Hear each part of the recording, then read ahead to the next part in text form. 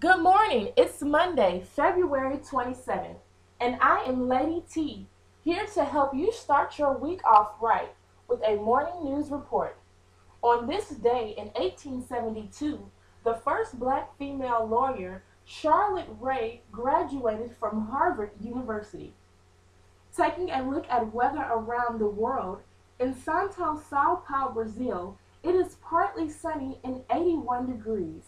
It's a chilly 41 degrees in home Syria, and closer to Cheryl's world in Dallas, Texas, it is a cool 51 degrees. In a tragic headline, two journalists were killed last Wednesday during a shelling attack in Syria. Remy Ochulink from France and Marie Colvin of New York were believed to be victims of a targeted attack. Colvin died trying to retrieve her shoes to escape the shooting and was hit by a nearby rocket. Men, women, and children are countless victims of tragedies similar to this in Syria. In other news, Essence magazine named Jenny, and Rufus Triplet Couple of the Year. The triplet couple has been awarded the highest couple's honor in recognition of a marriage that has stood the test of time. They always kept it 100% real during their 2+ years of matrimony. The couple has survived military service, incarceration, raised three young men, run their own multimedia company, and are celebrating 22 years of successful marriage. Out of their many trials and tribulations, they are standing strong. Former President of South Africa, Nelson Mandela, was released from the hospital after being treated for an abdomen ailment. Nelson Mandela is 93 years old and in good health, according to Jacob Zuma, the current president of South Africa.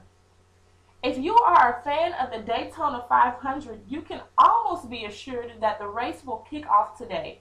There was a delay in the beginning of the NASCAR mega event due to the rain in Daytona Beach, Florida on Sunday.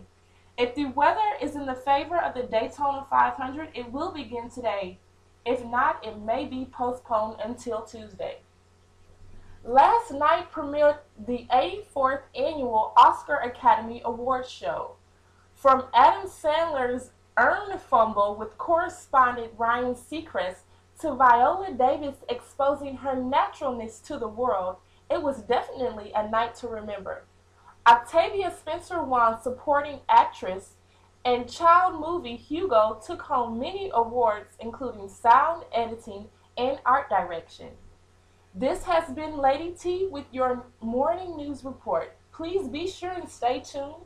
Cheryl's World will continue after this break.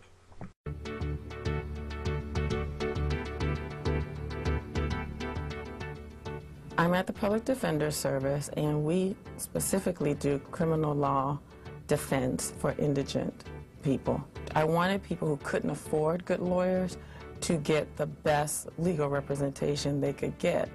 I always say public defenders are the best representation money cannot buy, because you can't buy us. We just are people who want to be here, and we want to represent people. I was in the 7th grade about when I started thinking about the law as a profession, and it has always been criminal defense. And I never stopped thinking about it. I always knew that this is where I wanted to end up. In the meantime, I would do things like come down to the courthouse and watch trials and things like that, just to keep myself focused. And it was just interesting to me, so I'd come and watch trials and learn. I went to a small law school. There was a lot of minorities, and we worked together. I had been afraid because what I heard about law schools was that everybody was kind of keeping their own notes and didn't want to share their information, but it wasn't like that at all. We all shared our information with each other and helped each other. In my school, we had clinics, and so we were practicing law and going to school at the same time. And so that was probably the hardest thing, trying to keep track of clients and at the same time studying for school. Our general felony lawyers carry about 30 cases, and the felony 1 lawyers, that is those of us who do murders and rapes, we do about 20 cases. We carry about 20 cases at all times. So we're very lucky that we actually get to really know the cases and work with the clients and do good work for them. There are days when we come in here and are stuck to the computer doing research. There are days when, if we're in trial, we're never in here. I spend time at the jail talking to clients at all hours of the day or night. I spend time investigating, going out to scenes, looking at how things happen, recreating crimes so that I can understand better what happened. My biggest legal mentor is Renee Raymond, and she's been at the Public Defender Service, I think about 10, 11 years. I've always just admired her and watched her and followed her around, actually, and gone to her when I'm having difficulties with cases and issues and stuff like that. Gladys had practiced for a while before she got here. She had a natural instinct for some things. She also was not afraid to do things differently. I've seen Gladys develop because of her creativity and because of her knowledge and because of her increasing confidence in her ability into a fairly formidable litigator. Gladys is one of the reasons that I've just made the decision to go to law school, because I see how much she loves what she does. And although we may complain and we may say X, Y, and Z about the job, she's still dedicated, and every day she gets up and she comes into work and she's happy about what she does. So the great part about Gladys is she always makes you feel good about everything that you've done, as long as it's been your best.